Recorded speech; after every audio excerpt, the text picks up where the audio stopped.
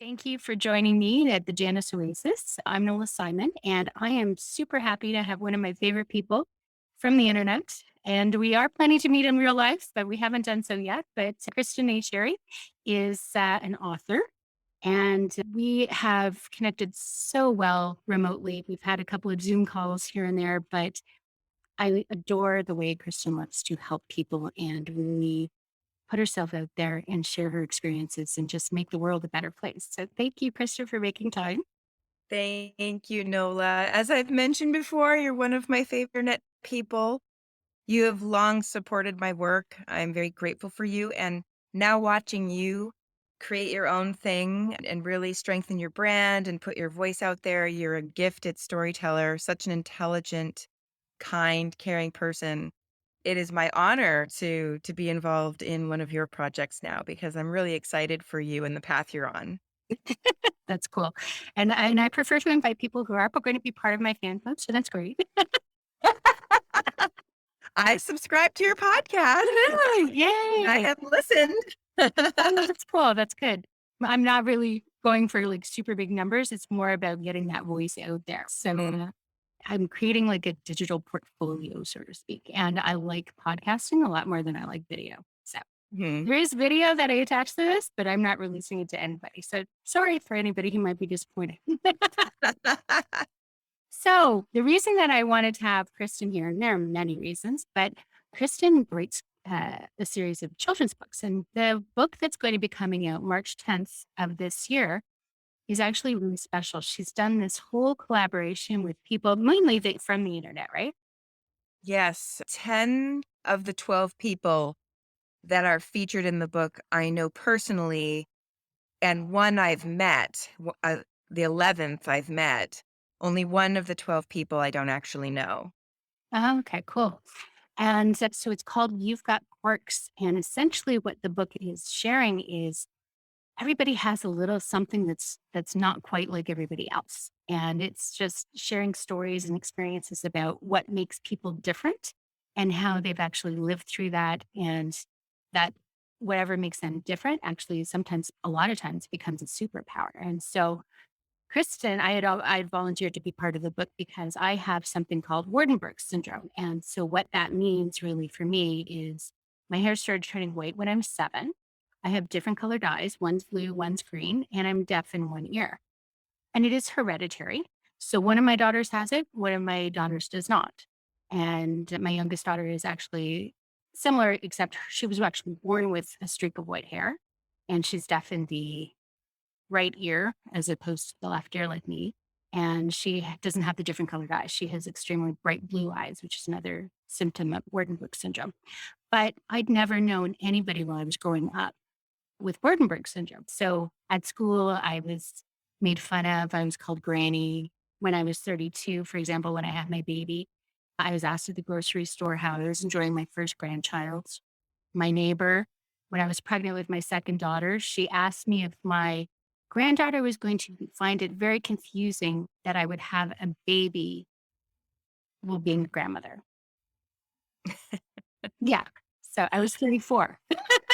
So it's really about perception. And it's not that it physically holds me back, although sometimes the hearing can be a same in a big crowded room. But it was really about sharing the experience, because it wasn't really until Instagram came out that I actually found pictures of other people who had Waardenburg syndrome.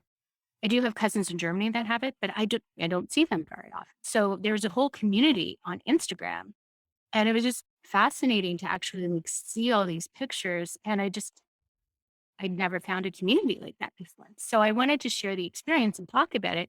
So when Kristen started talking about this book and the concept behind it, I was just like, I need to actually be part of that, because I need to normalize what it feels like to have white hair when you're a child.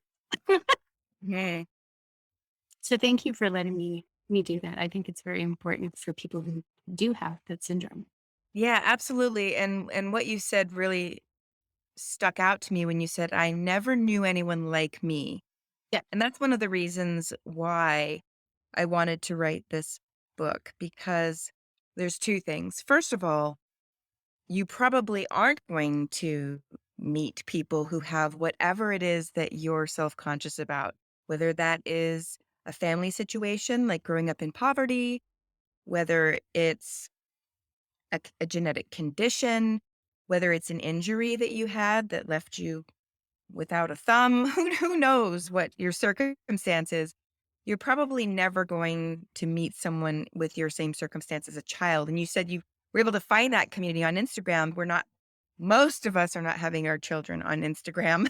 It's 7 8 year olds. They don't have profiles. So they're only seeing the children in their class and perhaps their next door neighbor if there's children, or your friends' children, maybe cousins. There's not a they don't have as wide of a community. So I wanted to create more exposure because they might actually all be in a class with children who physically all look very similar, are neurotypical kids, so they may not have had exposure to any type of differences outside the quote unquote typical an anatomy of a human being, for example.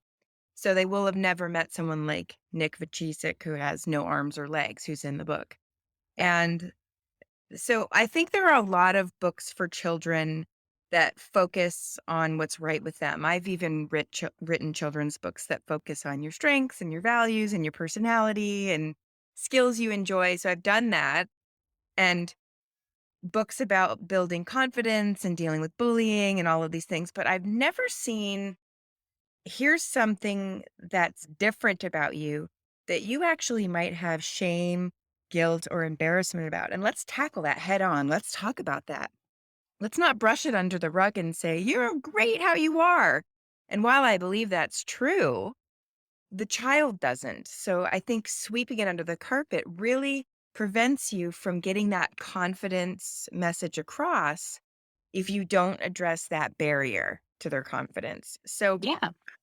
after I wrote the book, I sat down with my two daughters who are 5 and 8, and I read the book to them. And I waited till we had the illustrations done. So it was a PDF file on my computer. It wasn't a book quite yet. It hadn't been even submitted to the publisher. And I read the book to them.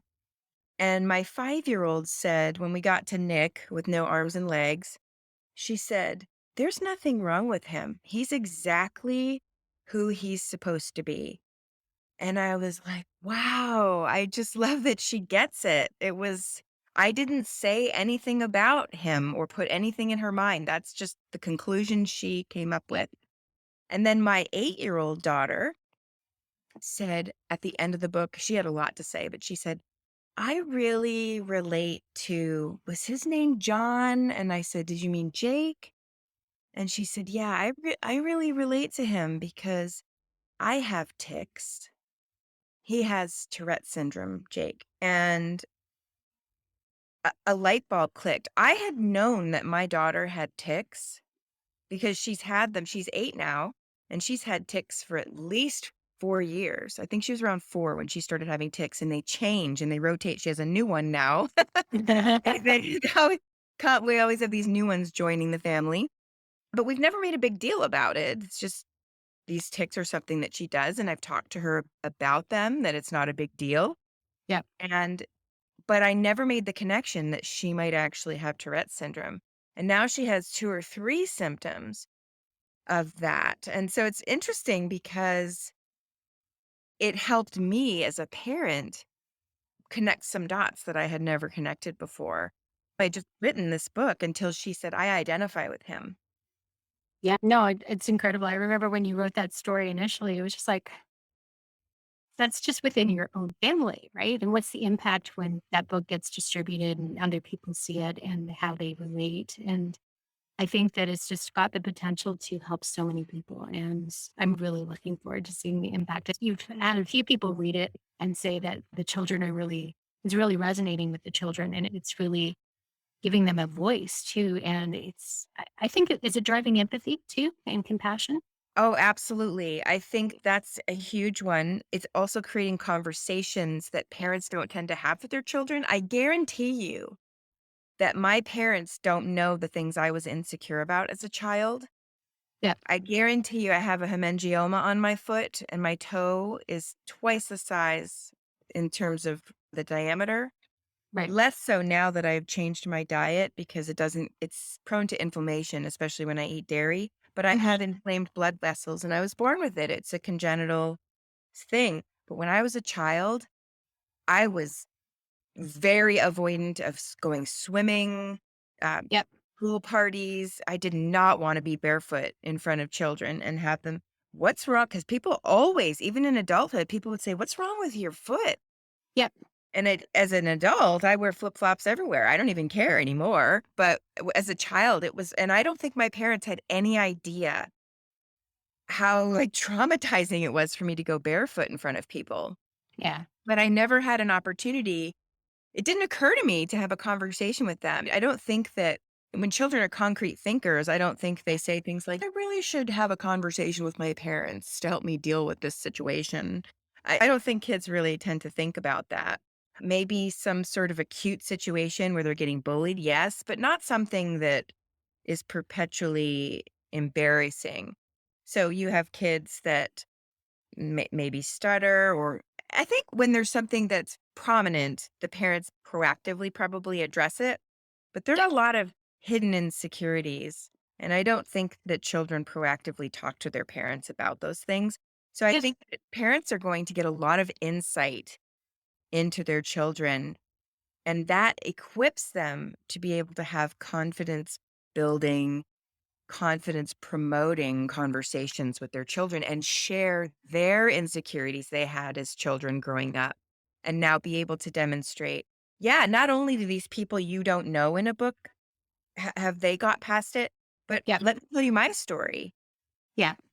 Exactly. That's right. It opens up that connection. It can bond actually about the things that are sometimes hidden away. And parents can actually have the best of intentions too. And I'm going to show it to you just so you can see it on the video, but obviously the readers can't see it. So Wardenberg syndrome is it's a pigmentation difference. And so I don't know if you can see that. Yeah, I can see It's it. all white. So on my forearm, I actually have this white spot, and people often will stop me, like just complete strangers will be like, "Did you burn yourself?" And so in summertime, I used to burn. I usually tan, but that area of my arm, I burn. So my mom used to we put sunscreen on it, but she would also put a Band-Aid on it.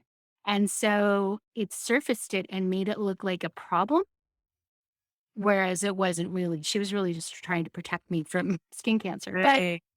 it created a perception that it was something to hide.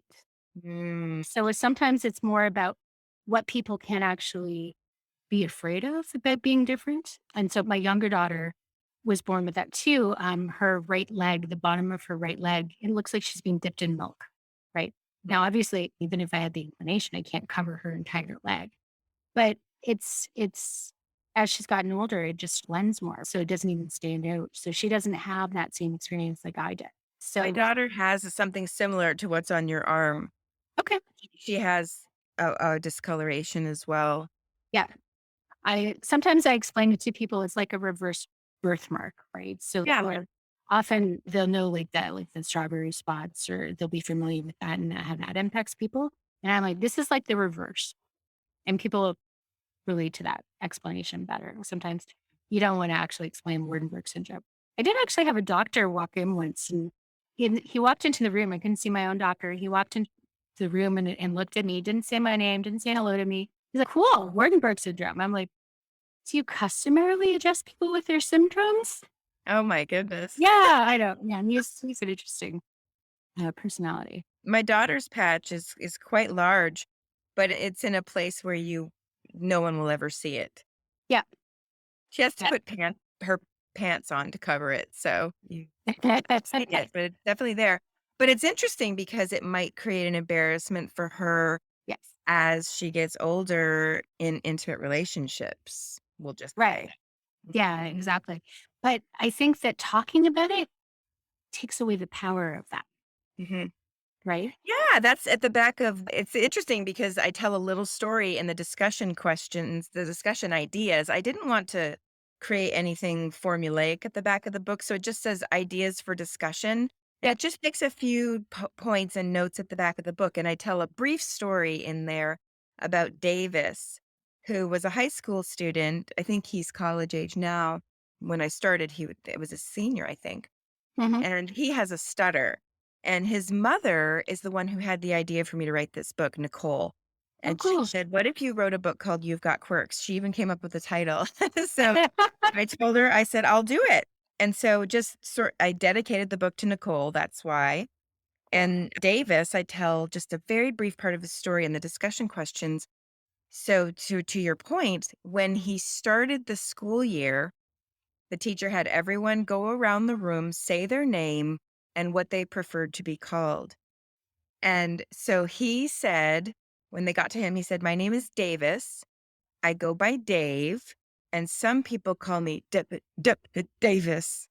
And he stuttered his name because sometimes he will do that. Right. And so because people would do that to him previously, up to that point, they would say his name that way.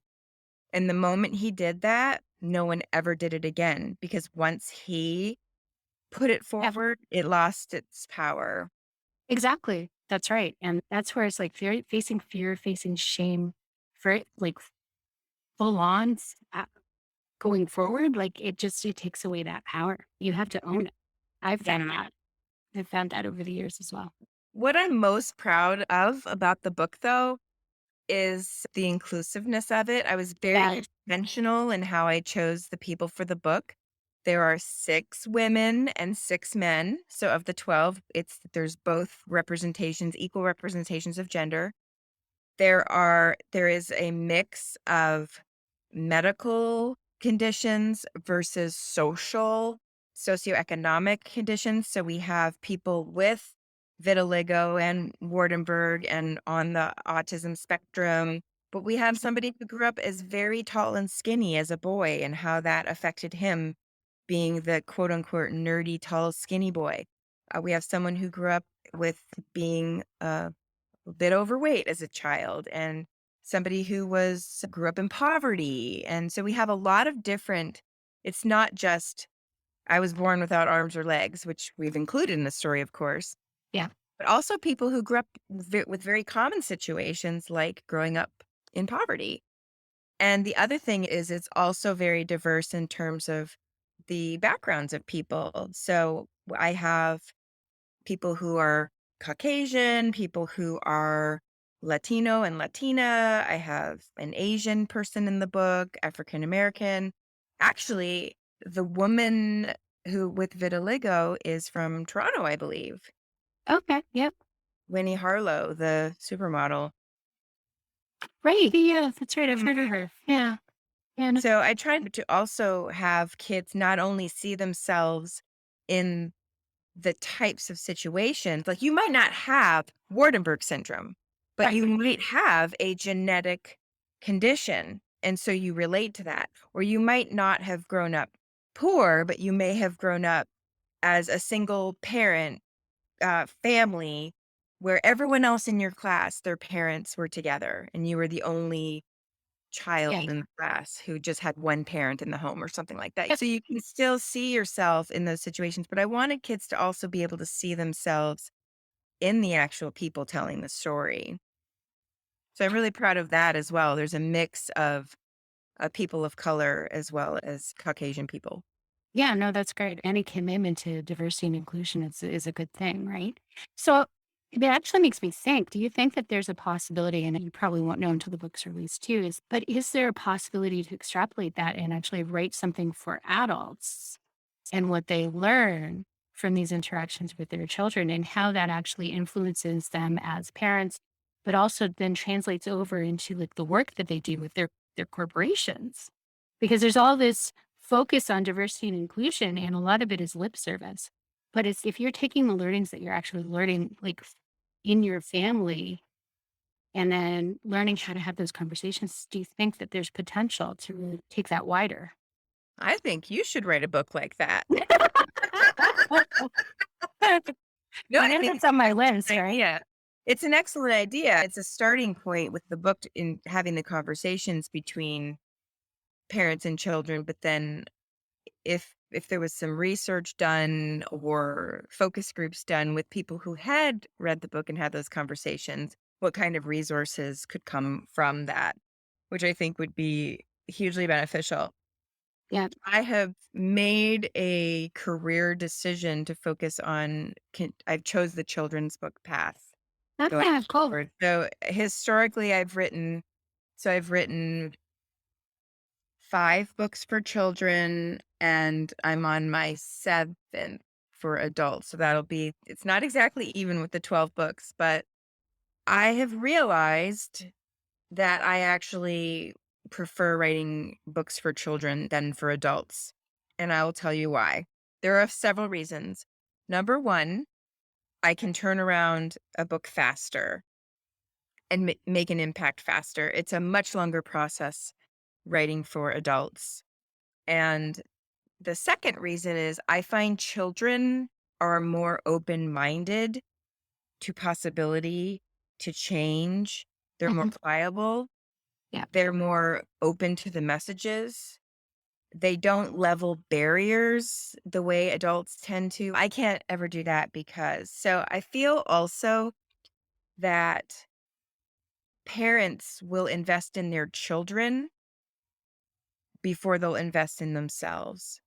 Yeah. So when I wrote Maximize 365, a year of actionable tips to transform your life, I was so excited about that book because I knew I wrote it for people who didn't like to read. Yes. That's why it's in the Mhm. one-page format. It takes a minute and a half to read an entry, and then from there, you just act out whatever you choose from the actionable tips or not. You don't have to, you can find your own, but then you're out of the book and in life actually developing that particular topic in practice, because 'cause Right. I'm all about application, and I was so excited about that book, and I knew that if people worked through it, it would transform their life. But it seems that adults are far more committed to growing their children's skills, putting them in all the lessons, dance and piano, and they want to grow and develop them, but they've just camped. They're camping. And you do meet a learner like you. You're a learner, a Yeah. lifelong learner. I'm a lifelong learner. They're out there. Yeah. I feel that 80% of adults are just camping. Yeah. They're not climbing anymore. Yeah. And no, I agree. And I think that's actually one of the problems with the great resignation too is people feel stuck. And so what do they do when they feel stuck? Like the instinct is just to jump because they think that it's just the environment. But there's so much of it that's related to upskilling and like the jobs that you have right now may not be the jobs that even exist in 5 years. So how do you actually bridge that? So that's where it's like, what's the opportunity there? That Yeah, to your point about the jump, when I was a career coach, the first thing I would say to my clients, and it's weird, it's like talking them out of giving me money, but I would say yeah. to them, "What have you tried so far in terms of the circumstance you're in?" Because so they might say, for example, "Oh, just this person I work with drives me crazy." And I would say, "When you leave and go somewhere else, Paula won't be there, but Bob will." And Yeah. I said, "Paula will still be there, but oh no, that's what I would say is Paula won't be there. Paula will be there too, but her name is Bob." That's what I would Mhm. say. Those personalities are in every company that are driving you crazy. And I would say, have you given your manager feedback about what you're telling me? They might not know the impact they're having on you. They might not know they're violating your values. And how did you communicate that information? Because people are more coachable depending on how you deliver the message as well. Yeah. So I would coach people first on, is your situation truly unsalvageable? Because having a conversation where you are is much less work than taking on a job. Yeah. Absolutely. Now that's actually my problem in my career. I actually looked for reasons to stay and I would adapt and work on how I could improve things and shift perspectives and look for reasons to stay. And I actually ended up staying 17 and a half years. Mhm. Whereas I would argue that I probably would have been better leaving probably about at least 8 years ago. Yeah, there's always extreme on either side is definitely not good. You have to discern when to stick and when to quit. And I think it's helpful to write down what are all the reasons that you want to leave and what are the themes. You can roll those up into themes. Yep. So the culture is completely broken here. That's not something you as an individual can rescue. If the culture, your values can be violated by the job itself, by the person you report to, or by the culture you find yourself operating in. And sometimes you can make changes to the role if you have a decent relationship with your manager. You can influence or shape your role somewhat and then remove those barriers. Sometimes you can go and work underneath another manager and resolve that problem, but you can't change as an individual the culture of that company.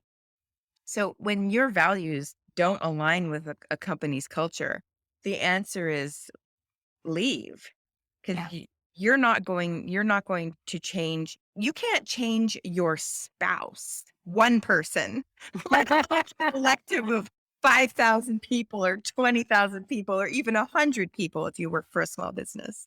Yeah. Yeah. Exactly. And so that book about adults that you mentioned, that's the book that you're writing with your mom, right? Yeah, Ready, Set, Coach, How to Build a Thriving Coaching Business Fast. Yeah, that's the book we're working on now. It's stressing me out. Is that because you're working with your mom or the That's part of it. She's great, don't get me Yeah. wrong. She's a little hard to pin down, though. Yeah. My mother is 76 years old and still works 80 to 100-hour weeks. Wow. That's crazy. Why does she do that? She loves her work, Uh, and she's working with some really interesting clients, doing some really interesting work. She's an executive coach, and she focuses on organizational renewal. She's really about rebuilding cultures, helping yeah. organizations rebuild cultures by working with the leadership and right down to their management team as far deep as they'll let her go. Right. And she's really committed to helping transform cultures. She used to be involved in helping organizations repair their reputations, which was quite interesting. Interesting. They had some sort of gaffe or something that had happened which affected public opinion, and she would help organizations turn around their reputation. Now she's going a little deeper, helping fix people problems and culture problems. And she's really good at what she does. Let's tweak that and actually just leverage Milo to get into your other passion, and that is actually helping people own their health and become more active. And that's an impact that I've seen play out mostly on Facebook these days. But Kristen you had some medical issues and you committed to losing weight. You started maybe what, 2 years ago, 3 years ago? So I started trying to lose weight unsuccessfully in 2017, Right. but I actually started to have success in November 2019 is when I started with nutrition. And then I started exercising in November of 2020. Yeah. And she's just done a phenomenal job of embracing systems to really rescue her health. And she is dedicated to being a role model for so many people. And I've seen so many people take action and really move more. And honestly, I joined the running group that she's part of. I have yet to run because I have foot issues, but I'm getting more movement in my life. And You don't that, have to run though, because I my assistant Mimi, she's really like my left side of my body. I hate to even use the word assistant. I rely on her so much more than that. She's no VA, that's for sure. But she joined as well, and she does the hit workouts. And she said to me, a year ago, I tried to coax her, and she's, I'm just not that motivated like you are. And now she said, oh my gosh, I feel so strong. And she is absolutely hooked. So she said to me the other day, I think I might start jogging. And I said, just take it easy, run a minute, walk a minute. There's like at least a dozen women, probably more, who are in that group because of all the selfies I'm putting with my yeah, Operation Live Longer. And at first, when I started doing it, I thought, oh gosh, I'm just going to annoy people into the ground with this. But I feel so passionate about it and people being responsive. I have a guy who lives in this small town, rural America, who's this guy who I met, I think through LinkedIn, and he said he started exercising. His wife is concerned about his weight. And I got him exercising and nobody knows, but he just sends me his selfie to my Facebook Messenger. and I'm just cheering him on one because he's not going to join the women's running group, obviously.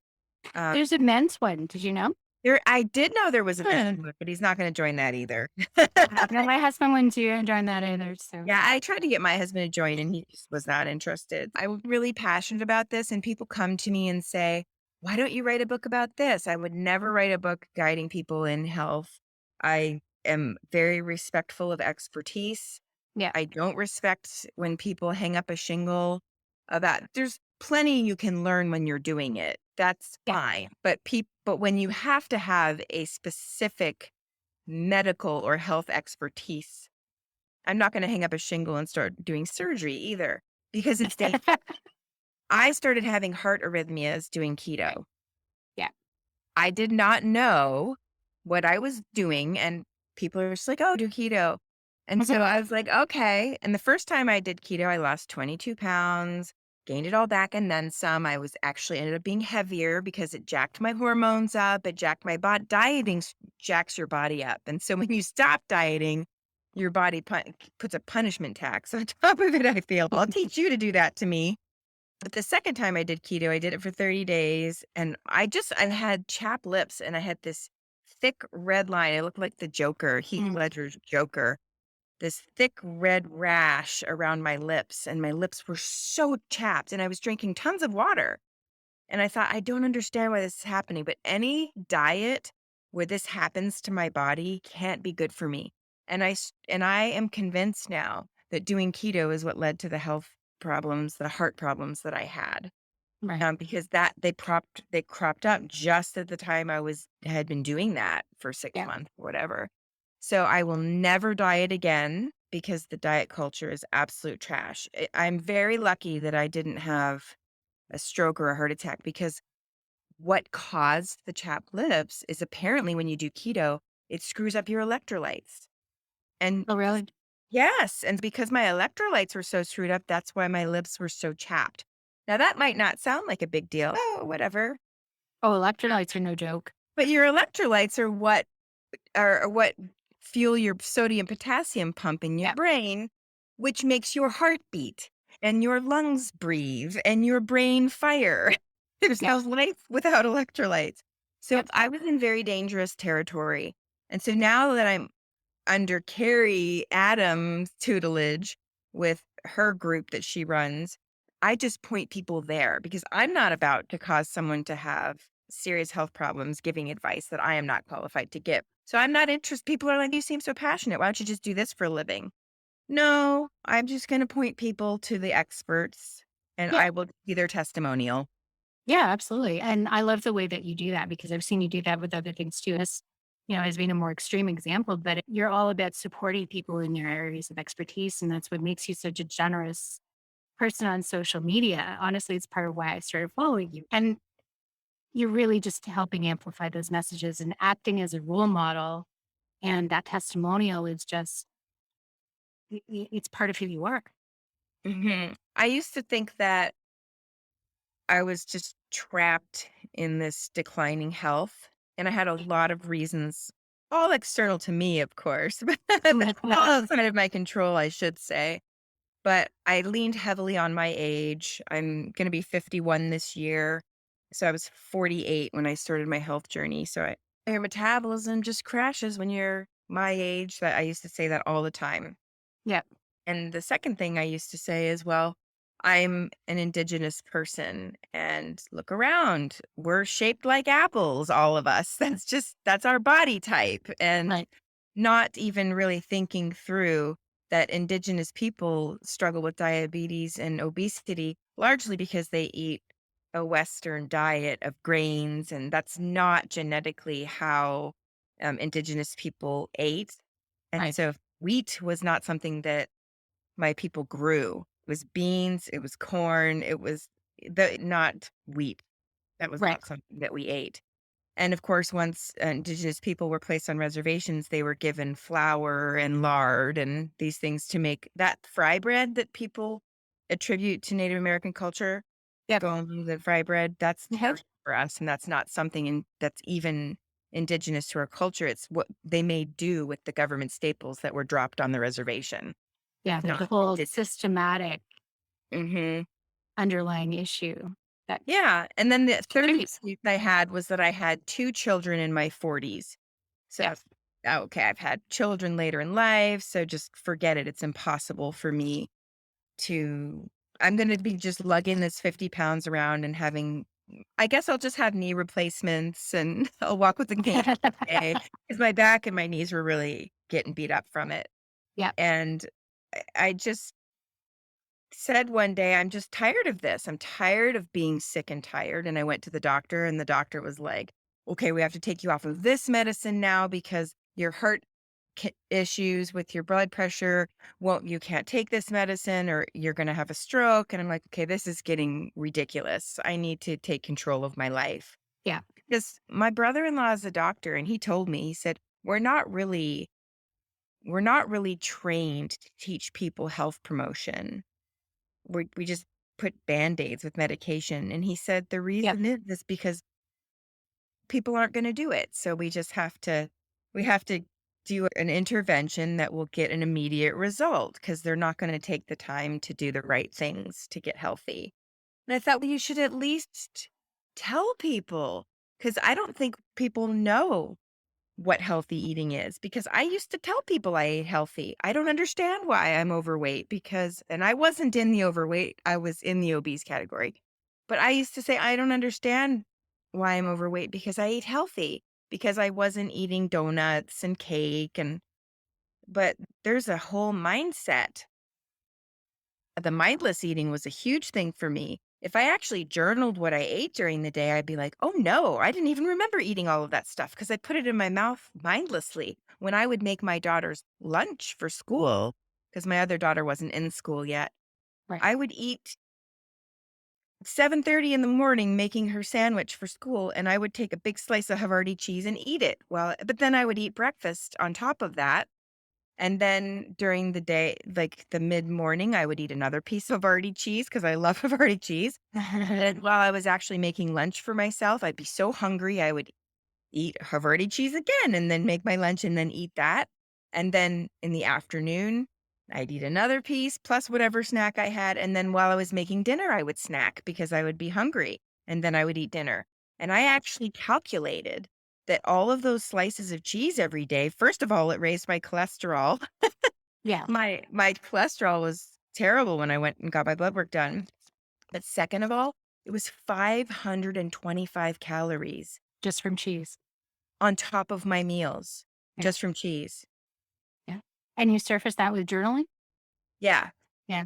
I started paying attention to what I was actually eating, and I started to recognize all kinds of things. I wasn't sleeping enough, and when you don't sleep enough, that 75 hard challenge just triggered me when people started doing that challenge because I would watch videos of people. You'd have to exercise 45 minutes twice a day, once outside, read 10 pages of nonfiction, drink a gallon of water. There's all these rules. And if you miss one thing, you have to start over Oh, no. at day one. I Yeah. don't know if it's 75 days of doing it or 30 days or what it was. I don't remember. Yeah. And people would be posting on the internet like, oh, it's midnight. I got to get that second workout in. I've got a 6 o'clock meeting or something like that, and I'm only going to get 4 hours of sleep. And I remember writing to someone and saying, "You're better off going to sleep right Yeah. now instead of Yeah. doing another workout because sleep is what balances all of your hormones and there's ghrelin and leptin in your brain, and that's what triggers hunger and fullness, those hormones. And so when you don't sleep, those get out of whack. And that's why there's such a connection to gaining weight and not sleeping. So I told her, I said, if you're trying to lose weight, you're better off going to bed than doing that exercise. Yeah. It was Exactly. encouraging people to skip sleep to get all these things in. And I was like, oh my gosh, this is diet culture is absolutely killing us. The desire to be skinny. Who cares about being skinny? Who cares? Your body is going to be what it's going to be. Focus on just taking care of yourself, nourishing, life giving foods and Yeah. movement, and whatever your body looks like, it looks like. Exactly. But diet culture is not necessarily just driven by the need to be skinny. It's also a big business, right? There's a lot of money behind that. And so when you actually look at the science of movement, I actually listened to a book, it's by Katie Bowman, and it's called Movement Matters. And she looks at the whole system behind movement. We're outsourcing as a culture movement. So apple slices, for example, you get pre-sliced apple slices, you give that to kids. Kids will actually throw away full apples because it's too much work. We're outsourcing Yes. queuing, Yes. right? Isn't that crazy? So it's systematic because when you actually go to work, you outsource a lot of the things that help you move. So if you're commuting, this is one of the real reasons that I'm a big advocate of hybrid or remote, so you're home more, is you commute, you stay still where you're commuting, or you're trapped within the car, you've got your arms up. Right. What killed me, my neck and my arms, or you're stuck in a train, whatnot. You're not moving there. Right now, I live 60 kilometers north of where Toronto is. Everybody's, oh, you can bike to work. I'm like, I'd still be biking to work. Thank you very much. I understand the concept, but for one, you can't bike on freeways. Yeah. Two, it's just not practical. So if you live around the corner, Or from work, safe. definitely bike. Sure. Yeah, exactly. But twice, and it was taking 2 hours by car each way. What would it Oh, take? wow. Right. Yeah. Okay. But That's the day before.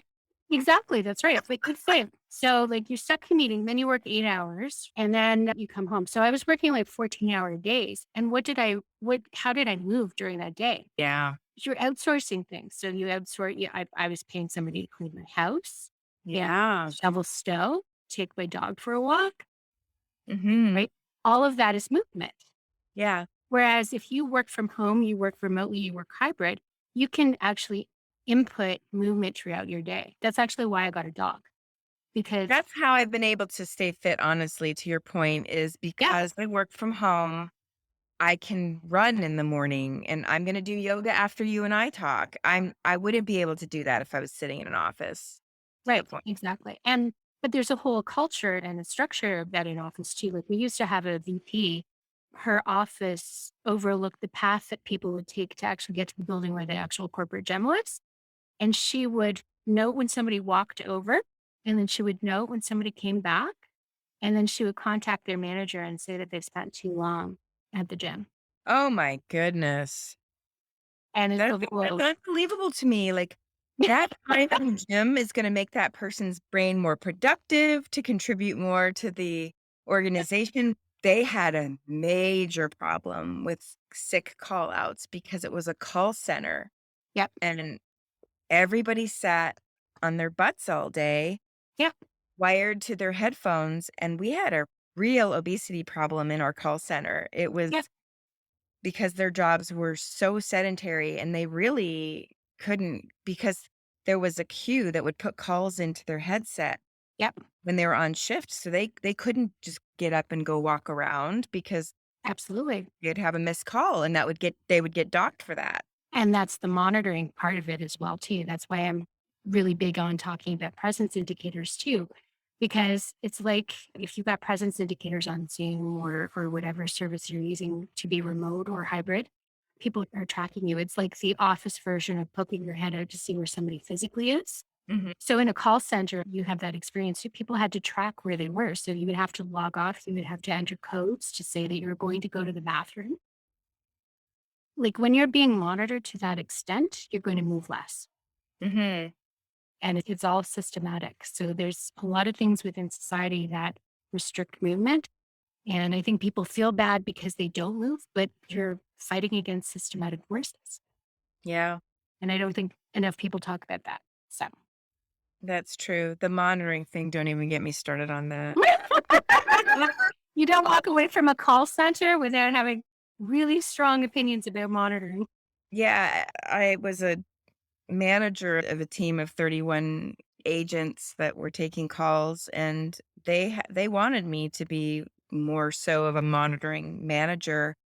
And my manager had once said to me, "You really need to be on them, like, you really need to be monitoring them." And I said to her, "That's not my management style, so why don't you let me try my management style? If we're not getting the results that you want, let's have a conversation."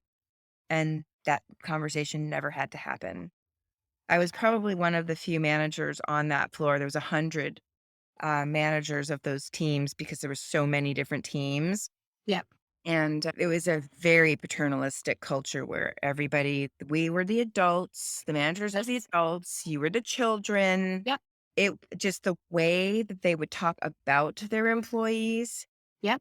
was alarming to me when I would be in manager meetings. And I got the best work out of people when I would send an email and say, "Hey, is out sick. Would anybody mind working their task list today?" They'd have to monitor theirs and the other person's, but you got your bonus was how many of those service issues you closed. They were financially compensated by taking on the extra work. It wasn't, Right.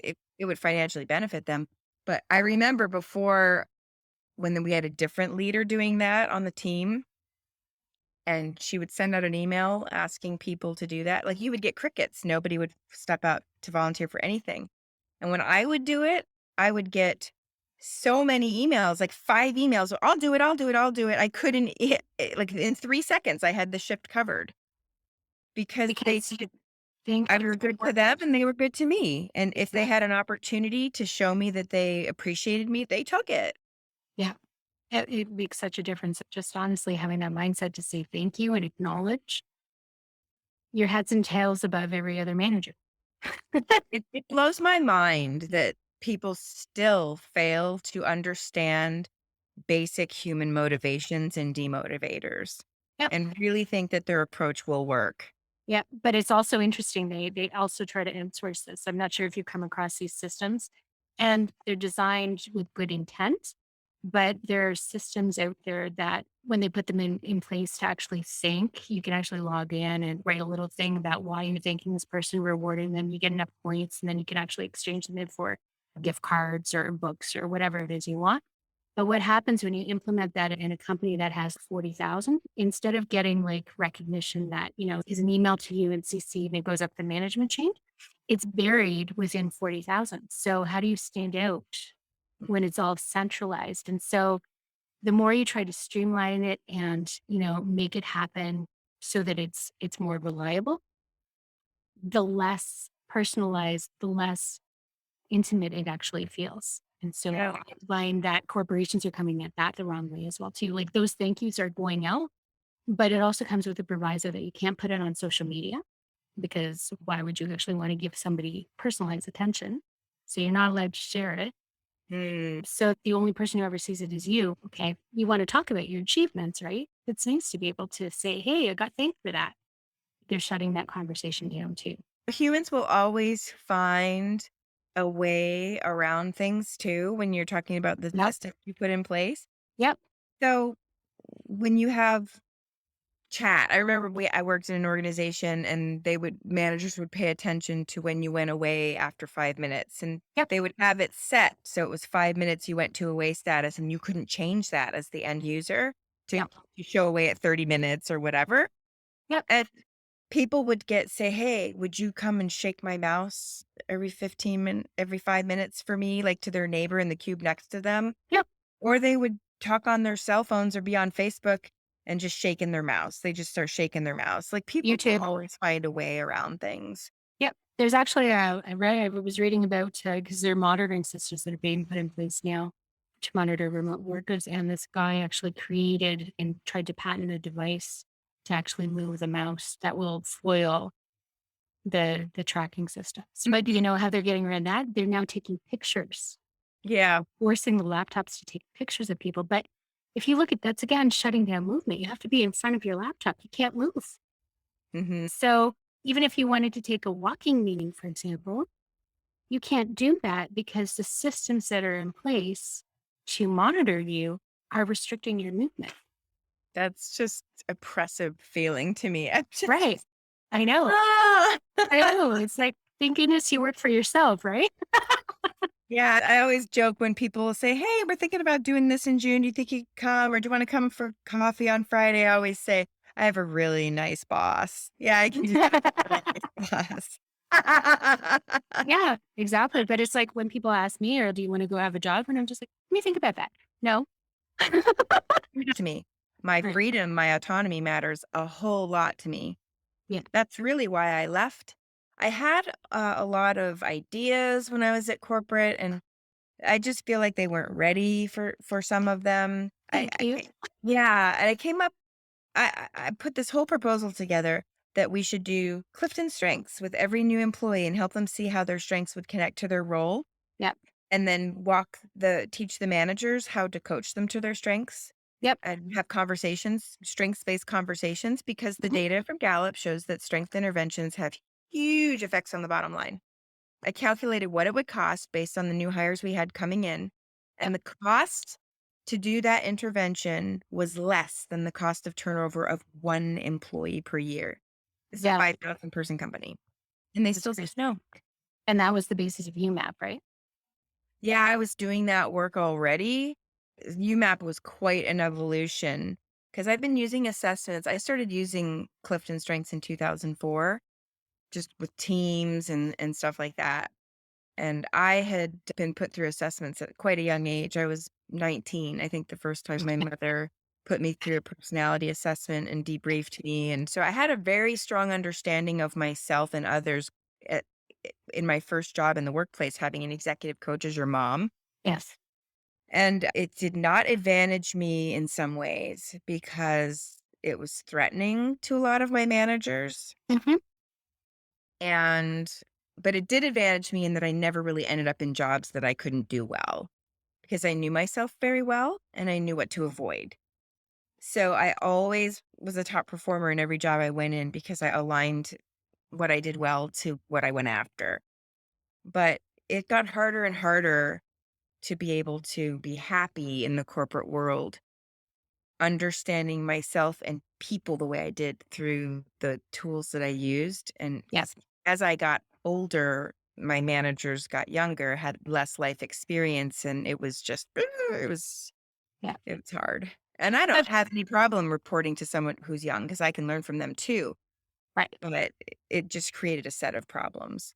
But I find people like to keep you in boxes. So that was what always my challenge is. I can't tell you how many times I was told to stop writing. It wasn't part of my work. And it was more about the fact that I was getting recognition that was outside of my station. Yeah, that's huge when you Right. and I think a good manager gives you opportunities outside of your own scope to give you more organizational visibility. I think a good manager does that. My manager that I had when I worked in business analytics used to do that all the time. She would have me pitch my ideas to executives instead of her pitching it. She was really great that way. But to your point about the boxes, there's this very stay in your lane Yes. mentality. I had a really good relationship with an executive in IT because I had worked in IT. So when I went into operations and we had an issue, I went to him and my manager said, I understand that people in IT, but you should have come to me so I could go to our VP and then they could go to the VP of IT to go to him. And I was like, that's 11 people. That's ridiculous. Yeah. that's, Yeah. that's not practical. It's not Yeah. I communicate to you afterwards to let you know what the end result is, but I refused to play those silly hierarchical games, and so I didn't really fit in well because I challenge things that don't make sense to me, and if it Yeah. makes sense and we're doing something for a good reason, I will change my position and I will say, "Yes, I was wrong. Your way is better, and I understand why now." Yep. But if you can't justify why we're doing something ridiculous, you're not gonna get me to do it. And I'm not belligerent about it, but I'm sure I'm irritating because you can't get me to do things. I'm that person. I said to my doctor after I had my last daughter, I said, "Can you tell me why you have the no sex for 6 weeks after you have a baby? Can you Right. because I said, "I've had 4 children, and I've told this every time, and I violate that rule every time." And I said, "Can you tell me why that is?" And he said, "Your cervix is still open for about 6 weeks, so you're prone to infection." And I said, "That's a really good reason. Maybe if you led with that reason, more women would be compliant." I'm sure lots of women are like, "Yay, I don't have to have sex with my spouse for 6 weeks because I don't feel like it." And that's fine. Use what you Yeah. gotta use. But my point is, I said to him, "You might have more compliance if you help people understand the reason for that rule because it seemed arbitrary to me." And so many rules are arbitrary. Yeah, Or and because something bad happened once and then compliance gets a hold of it. It's, oh my God, we can't risk this again.